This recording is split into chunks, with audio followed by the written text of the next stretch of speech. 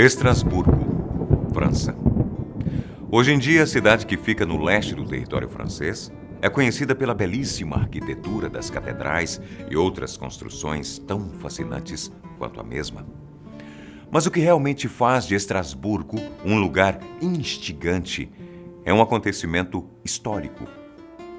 Em julho de 1518, a cidade foi palco de um dos maiores mistérios de todos os tempos: a Praga da Dança. Era um dia de verão como outro qualquer, em que as pessoas andavam animadas pela rua para aproveitar o tempo bom às margens do rio Reno.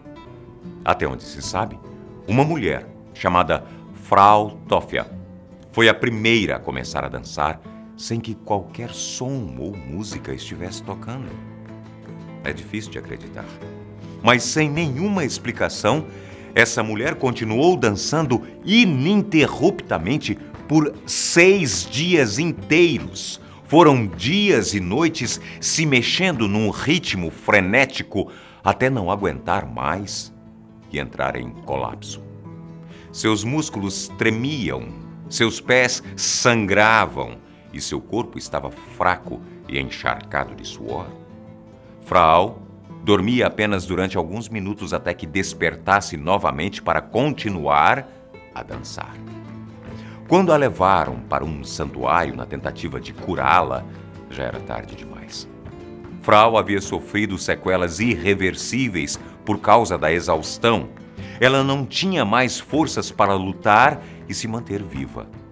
O que poderia explicar alguém começar a dançar de uma hora para outra e não parar para comer ou sequer para ir ao banheiro? Será que você está preparado para conhecer a história da dança assassina que matou várias pessoas? Está preparado para correr o risco de sofrer os efeitos de uma histeria coletiva e perder o controle da sua própria mente? Tenha cuidado.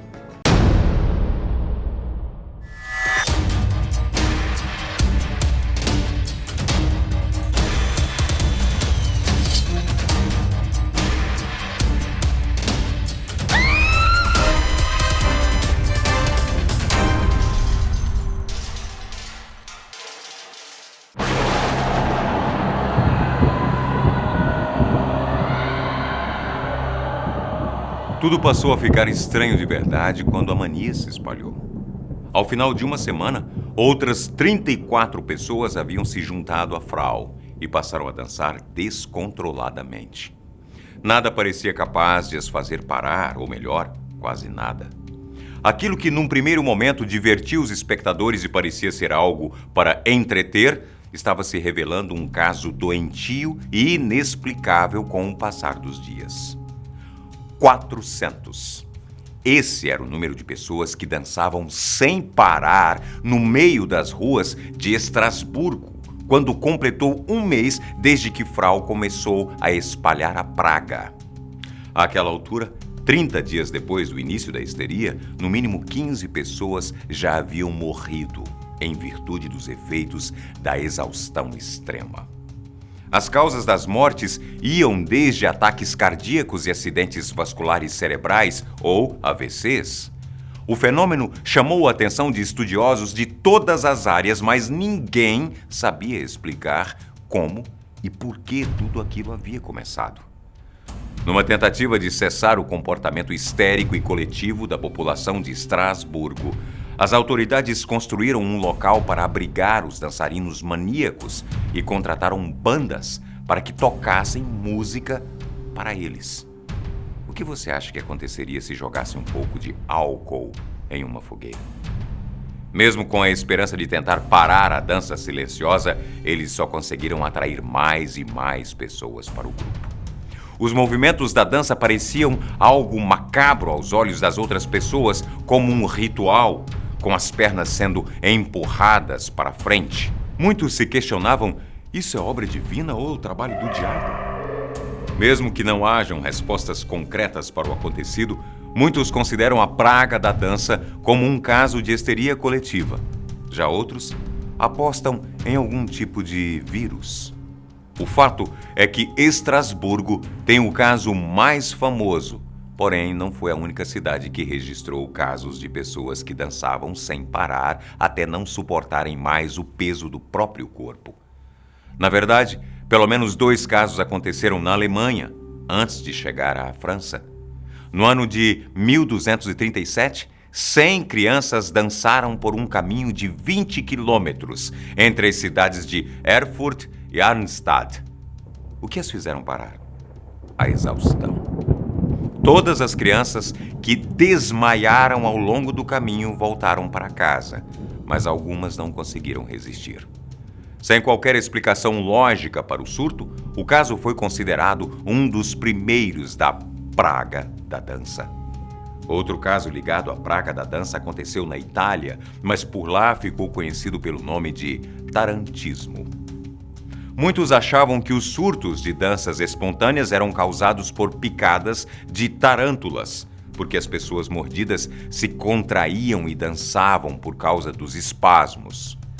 Embora a picada da tarântula não seja fatal em muitos casos, há quem diga que a praga da dança na Itália fazia as pessoas caminharem para o mar para morrerem afogadas.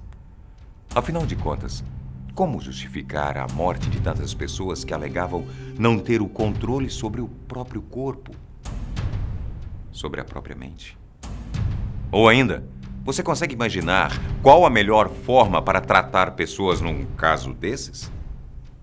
Bom, o fato é que em Estrasburgo as tentativas de cura da praga da dança foram, de longe, as mais bizarras. Entre os diferentes métodos, tinha um, em particular, que parecia mais um método de tortura. As vítimas eram envolvidas em panos como múmias para conter os movimentos e as fazerem parar de dançar. Alguns pediam para serem pisoteados no abdômen para aliviar os espasmos musculares. Já outros garantiam que ficar amarrado foi a única maneira de curá-los. Agora, imagine você conosco. O que pode ser mais desagradável que algo parecido com uma camisa de força? O primeiro estudo realizado sobre o caso aconteceu em 1526, quando o alquimista e médico Paracelso foi até Estrasburgo. O nome verdadeiro dele era Philippus Aurelius Theophrastus Bombastus von Hohenheim, e sua curiosidade acabou fazendo dele a primeira pessoa que escreveu sobre Frau Troffea, a primeira vítima da dança da morte. A opinião dele sobre o caso é um tanto quanto curiosa. Ele chegou a descobrir que o marido de Frau odiava ver a mulher dançando. Então, apostou que o surto de dança da mulher começou para irritar o seu marido. Disse ainda que todos os efeitos causados pelo que ele chamou de coreomania eram fruto da imaginação das pessoas. É mais ou menos como se elas pensassem que não podiam controlar seus movimentos, então não controlavam até morrer de dançar. Tudo ficou ainda pior quando Paracelso sugeriu um método de cura um tanto quanto controverso. Depois de rotular todos os infectados pela praga como prostitutas e vagabundos, ele achou que as pessoas deveriam ser tratadas da pior forma por isso. Primeiro, ele pediu para que trancafiassem muitos em uma sala escura, no completo breu. Em seguida, ordenou que lhes fossem dadas mínimas quantidades de pão e água. Como pode imaginar, passar fome e não hidratar o corpo não são soluções muito boas e o método de Paracelso não funcionou. Na verdade, levou a maioria à morte.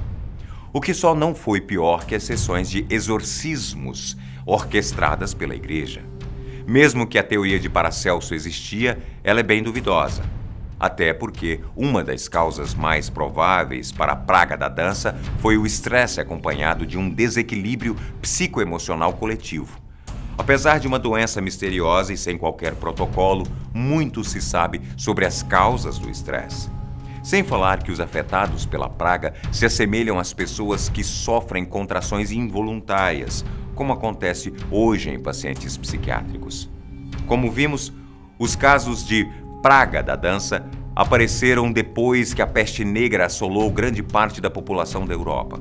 Então, as chances de o estresse ser capaz de causar uma espécie de culpa espiritual na mente das pessoas, como se estivessem sendo punidos por uma força maior em virtude de seus pecados, é muito grande. Se considerarmos o contexto de muitas cidades, incluindo Estrasburgo, a religiosidade extrema combinada com a pobreza e a fome constantes são motivos de sobra para causar uma onda de estresse e, consequentemente, uma histeria coletiva.